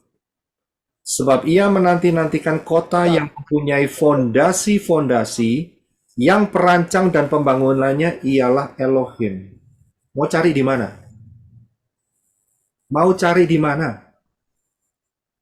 Zamannya Abraham ada nggak kota yang fondasinya itu dibangun oleh Elohim sendiri? Ada nggak? Saya kasih tahu. Saya kasih tahu. Saudara bisa seperti berpandangan sama dengan Abraham. Ini kota apa yang dicari sama Abraham? Tidak lain adalah Yerusalem baru. Yerusalem baru. Jadi dalam hal ini bukan soal kaya atau miskin, tidak. Seberapapun yang saudara punya yang Bapak Yahweh percayakan, gunakan sebaik-baiknya supaya membawa saudara untuk mengarah kepada Yerusalem baru. Menolong kehidupan saudara sehari-hari cukup di dalam sandang papan, makanan, ya, supaya mengarah kehidupan saudara fokus kepada rencana Bapa Yahweh. Ini yang dicari oleh Abraham. Ditiru nggak sama Yakov? Ditiru nggak sama Yakov? Ditiru Pak. Dari mana kita bisa tahu? Ini yang terakhir ya. Ditiru nggak sama Yakov? Dari mana kita bisa tahu? Ya karena mereka berhasil mewariskan apa yang diajarkan Abraham ke anak-anaknya. Jawabannya ada di dalam Kejadian 47.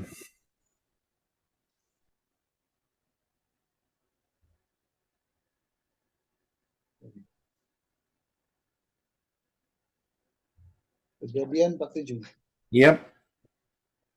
Jadi Ayat Kejadian 47 ayat yang ke-8 dan ke-9. Maka berkatalah Firaun kepada Yakub, sudah berapakah hari-hari tahun hidupmu?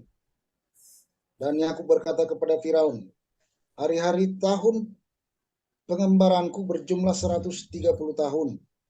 Hari-hari tahun kehidupanku sedikit dan buruk adanya, dan tidak mencapai hari-hari tahun kehidupan para leluhurku dalam hari-hari pengembaraan mereka. Saya berikan kuncinya, ya. Kalau saudara, ya, dan saya sendiri punya pemikiran bahwa kita ini adalah pengembara di dunia ini. Saya bisa lihat,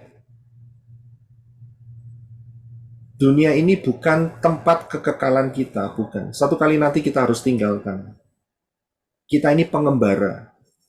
Jawaban Yakub, dia adalah pengembara. Mengapa dia mengembara? Karena dia ngikutin kakeknya, Abraham, yang mencari kota yang pembangunannya, fondasinya didirikan oleh Bapa Yahweh. Syamayim. Kita harus punya pikir, kita ini pengembara. Satu kali nanti kita akan mendapatkan tempat yang kekal di Syamayim melalui Yeshua HaMashiach. Amin. Amen. Ya, Itu yang penting. kalau itu yang penting, berarti masalah keselamatan dan Injil, Gospel, kabar baik, keselamatan dalam Yeshua, itu yang harus nomor satu. Amin. Iya. Jadi mengarahnya Yeshua itu satu. Dia nggak ke kanan, ke kiri, nggak. Cuma satu. Keselamatan. Tubuh kemuliaan. Ya nanti pasti akan masuk masalah tubuh kemuliaan, rapture, dan sebagainya. Ngikut jadi satu. Ya, jadi missionnya Yeshua itu jelas sekali. Missionnya Yeshua jelas sekali. Aku diutus untuk domba-domba yang hilang dari Israel. Untuk apa? Diselamatkan. Yeshua mengatakan, kalau aku ditinggikan seperti Moshe meninggikan ular, nakas, aku akan menarik anak-anak Elohim datang kepadaku. Ini message yang harus diperhatikan. So, bisa lihat? Menarik anak-anak Elohim dari seluruh dunia, termasuk saudara dan saya.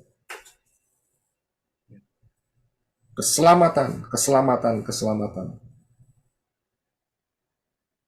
Ya, dan ini yang terpenting, dan seringkali ini yang dilupakan. Ya. Karena kita selalu merasa kita tidak pernah akan mati. Yaitulah kekekalan dalam hidup kita. Tapi pada kenyataannya, ya kalau belum rapture, ya akan mati. Tapi kalau kita rapture, ya kita bisa mengharapkan rapture. Gitu. Amin. Amen. Ya, saya nggak tahu. Amen. Satu lagi yang terakhir saya mau tambahkan supaya nggak lupa. Mengenai nyamuk. Itu benar nggak kasus itu? Benar. ya itu tadi berita Pak. Benar ya? Iya. Ada banyak, Pak. Ya bionik, nyamuk bionik. Bakteri Wolbachia. Itu di Indonesia udah disebarin seluruh kota atau hanya masih percobaan? Ya mungkin percobaan. Beberapa kota, Pak. Ada beberapa. Masih beberapa kota. Beberapa Bali, kota. Kupang. Kayaknya beberapa kota. Jogja udah juga Jogja. Kalau saudara pakai minyak kayu putih gitu, kira-kira masih tetap digigit nyamuknya nggak? Masih. Masalahnya belum tahu kita Pak. Tapi gini Pak, nyamuknya itu dia lebih besar dari nyamuk biasa. Dan kalau kita mau pukul dia nggak terbang. Jadi yang seharusnya kan nyamuk biasa itu kalau mau dipukul dia terbang. Ini enggak, dia jalan dia ke depan. Terus dipukul bisa? Bisa. Mati. Tapi masuknya ya mati, berdarah. Ya. Dia gigit manusia nggak darah? Ya, yang kita dengar ya isunya Pak, kita masih dengar isu. Jadi dia apa namanya menyebarkan ini ya semacam virus atau apalah gitu. Nggak pernah lihat saya. Nah, kita cuma nonton dia apa Pak di ada Iya. Facebook kirim orang. Nah itu, cuman belum tahu kita juga Pak. Nggak tahu ya apanya. Ya. Bilangnya sih disebarin. Ya, kita tunggu saja. Tapi yang saya lihat, kalau memang betul-betul ini sebuah perencanaan, berarti di dalamnya ada maksud jahat. Dalam arti, ya saudara mengerti sendiri, yaitu masalah pengurangan Depopulasi. Populasi jumlah yang penduduk. mau makan nasi, begitu. Ya kan? Karena kan negara Risoles masih impor berasnya, ya betul kan? Enggak, Pak. Kita sudah Dari India. ekspor kok. Oh ya, oke, bagus kalau sudah ekspor. Tapi dengar-dengar katanya masih ada yang impor. Banyak impornya Pak. Banyak impornya ketimbang ekspornya. Jadi setelah diimpor diekspor gitu. Impor. Impor. Iya, Lebih banyak ya betul. Ekspor impor lah ya. Jadi ekspor impor ya. Impor Ya. kok. Nah, ada ekspor. Memang ya diusahakan untuk dijadikan sampai Katanya jadi barang jadi gitu lah. Selama ini kan barang mentah langsung diekspor. Nah kalau beras jadi kan barang jadi gimana? Mau dijadiin apa beras? Tepung beras Pak. Impor. Beras masih impor. Ya supaya nggak impor jadi lebih baik dikurangin yang makan beras begitu ya. Ada makanan pengganti waktu itu. Lupa aku namanya Pak, apa itu ya? Ada namanya waktu itu pengganti beras. Kan banyak orang nggak setuju. Malah orang bilang, coba ya pejabatnya aja yang duluan makan. Mau nggak dia katanya. Diet beras, dah. Jadi kalau di Asia itu Pak, nggak bisa dipisahkan dari beras. Orang Asia itu. Iya memang betul. ganti beras plastik Pak. Memang Beras betul. beras sintetik. Ya, saya melihat ini kalau memang rencana jahat mereka berjalan ya berarti kan mereka mau mengurangkan jumlah yang makan nasi, ya kan? Nah, buat anak-anak Bapak Yahweh, ya buat anak Bapak Yahweh Puasa, Pak. Puasa. sudah diberikan cara oleh Bapak Yahweh, ya kan? Iya. Mereka kan ngambil darah, ya kan? Nah, kita juga harus mendapatkan suplai darah, ngerti maksudnya? Ya kan? Kita harus dapat suplai darah loh. Kalau diambil terus kan habis lama-lama. Ya kita harus dapat suplai darah. Siapa yang bisa suplai darah kita? Iya. Ya, tidak lain adalah Yesua. ya, darahku adalah betul-betul Makanan. iya, saudara yang jawab sendiri. Iya, setuju Pak. Iya kan? Anak-anak Bapak Yahweh mendapat itu perlindungan Bukan khusus. dari roti saja. Ya. Ya, jadi Yeshua mengatakan inilah makanan yang sesungguhnya, inilah minuman yang sesungguhnya. Itu dia. Amin. Ya kita dapat dari situ. Saudara-saudara ya, mereka pakai cara supranatural ya, kita harus pakai cara supranatural. Jadi dalam artian berarti beras itu bukan makanan sesungguhnya itu Pak ya. Kenapa? Menurut Yesua kan. Loh, maksudnya Yeshua itu makanan yang sesungguhnya untuk supaya sampai kekekalan. Kalan. Ya. Kayak makanan yang supaya tidak lapar lagi, jadi kenyang terus Pak. Iya kan? Iya. Kan jawabannya itu ada di sini. Saya berikan ayat yang terakhir.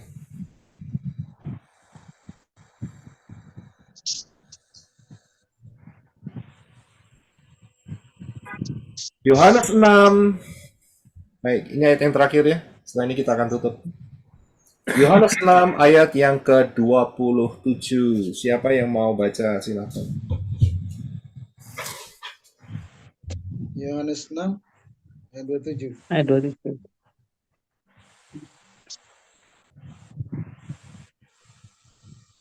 Saya Pak Roy. Ya, silakan. Bekerjalah bukan untuk makanan yang dapat binasa, tetapi untuk makanan yang bertahan sampai hidup kekal, yang akan anak manusia berikan kepada kamu, karena Elohim, Bapa, telah memateraikan hal itu. Amin. Apa yang dikatakan Yeshua? Makan nasi? Makanan mereka itu. Kerjaan untuk makanan yang tidak dapat binasa. Saudara renungkan ayat ini baik-baik. Inilah kunci. Yeshua selalu fokus kepada kekekalan. Karena ini yang berarti. Ya. Nanti muternya kembali lagi. Apa gunanya orang memiliki seluruh dunia, tapi jiwanya binasa? Ada artinya. Amin. Ya, haleluya. Jadi saudara bisa lebih bijaksana, minta pimpinan Roh Yahweh Elohim, apa yang saudara kerjakan itu punya target. Utama adalah kekekalan. Ya. Yeshua berulang-ulang. Kumpulkan hartamu di Syamayim, bekerjalah untuk yang kekal, ya, untuk pengajaran pemberitaan kabar baik dan selanjutnya. Banyak hal. Ya. Haleluya. Baik, kita akan masuk dalam doa. Bagi teman-teman yang belum dapat kesempatan untuk dijawab, bisa simpan pertanyaannya. Nah, lain kali bisa kita jawab ya. Haleluya. Kita satukan hati. Terima kasih Bapak Yahweh, di dalam Yeshua HaMashiach kami ucap syukur. Pimpinanmu telah menolong kami sehingga kami boleh lebih dalam untuk mencintai Dafar Elohim, mencintai kebenaran-kebenaran-Mu. Engkaulah tujuan kami tidak punya apa-apa di dunia ini selain Engkau satu-satunya harta dalam kehidupan kami. Biar darah Yeshua manunggal dalam jiwa, roh, dan tubuh kami dari ujung rambut sampai ujung kaki, yang membawa kami ke dalam keselamatan kekal. Terima kasih Abba Yahweh, terima kasih. Sungguh luar biasa grand plan, rencana besar yang Bapak Yahweh dalam Yeshua berikan, yaitu membawa kami, manusia-manusia yang telah jatuh dalam dosa, masuk di dalam keselamatan melalui Yeshua HaMashiach, masuk dalam rapture. Terima kasih Abba Yahweh, di dalam nama Yeshua HaMashiach, supaya kami boleh bertumbuh dalam anugerah keselamatan-Mu, dan setiap jiwa yang mendengar pengajaran-pengajaran tempat ini, tanya jawab tempat ini, boleh dikuatkan, disegarkan. Mereka boleh sama-sama, kami semua menyongsong Yeshua HaMashiach di awan-awan, masuk dalam tubuh kemuliaan, menikmati berkat yang terutama di Yerusalem yang baru. Terima kasih Abba Yahweh. Dalam nama Yeshua HaMashiach. Haleluya. Amen. Haleluya. Bapak yang berkati, Bapak yang berkati, sampai ketemu. Haleluya. Shalom. Bapak yang berkati. Shalom semuanya. Saudara-saudari Bapak yang semua, berkati. Shalom terima semua, kasih. shalom. Iya. Sampai ketemu besok. Shalom. Puji Yahweh selamanya. Amin. Amin. Bapak Yahweh selamanya. Haleluya. Makasih Pak Roy. Makasih teman-teman. Salam buat Eliza Pak. Ada Elijah kedua, Elijah kedua. Salam buat Eliza Pak. Salam Elijah, salam Kita Elijah. selalu. Puji Yahweh selamanya. Amin. Haleluya. Belum Haleluya.